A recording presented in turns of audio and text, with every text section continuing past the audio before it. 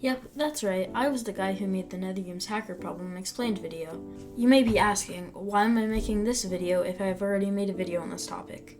This video is meant to be a part 2 to that video, while still being a bit different by talking about the current position of this problem and seeing if the problem has changed at all and got any better.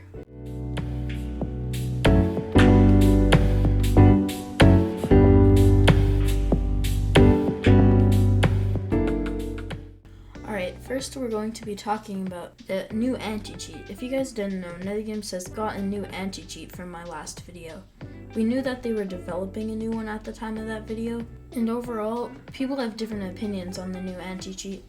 I think it's okay. I think it works well, but it could be way better because from just playing over all of this time with the new anti-cheat, there's been less hackers than normal. But as everyone knows who is playing at the moment, there's so many false positives on the server. You might just be playing a random duels game or bridging in Bed Wars. Pretty much at any moment you could get kicked by the anti-cheat. The things that I personally have been kicked for the most are things like fly, velocity, scaffold, and speed. Those are not the only things I've been kicked for, but those are the main things that most people have been getting kicked for after this new anti-cheat has been implemented. But when the anti-cheat comes to working, it actually works good, or at least some would say.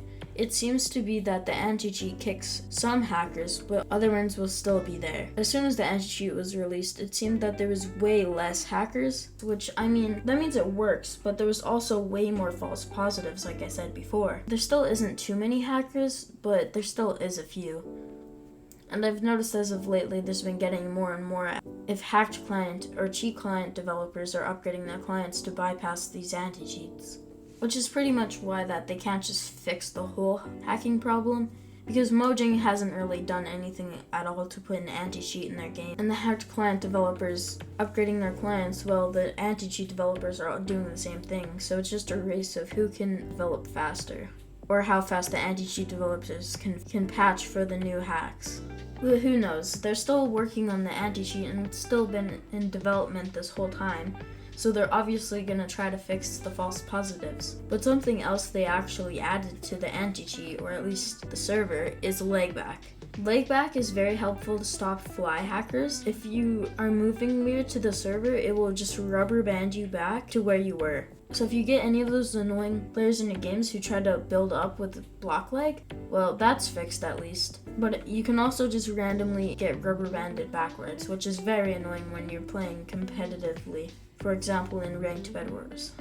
But I would assume the rubber banding is so, first of all, you can't just block glitch, and second of all, different hacks like speed and fly, the server doesn't know that they're cheating. Instead of kicking them, they'll just rubber band them back in place so the hacks don't work anyways for any suspicious movement. But that doesn't stop all hacked clients. As I said, hacked client developers will still be updating their clients. But we'll pretty much just have to wait for the future to see if they can make the anti-cheat better, which hopefully they can with their team of developers. It doesn't look like NetherGames' priority right now is to fix the anti-cheat, but they still will eventually. Hopefully they will soon, but they obviously have to update it sometime soon. But my opinion on this whole thing is basically the anti-cheat is better than before, but it's also kind of worse with all these false positives. Overall, it's more fun to play with the less hackers that there has been lately. And I find there's been less fly hackers, and it's mostly just people using like Killor or Reach or something like that. But yeah, that's what I think. There's always room for them to improve the anti-cheat, of course. And other people in the community pretty much agree with the points that I've made, with the anti-cheat being better but still not the best, and the false positives being pretty annoying. Alright, that's pretty much all I had for this video. I didn't have much time to finish it, but that's all I got for this one.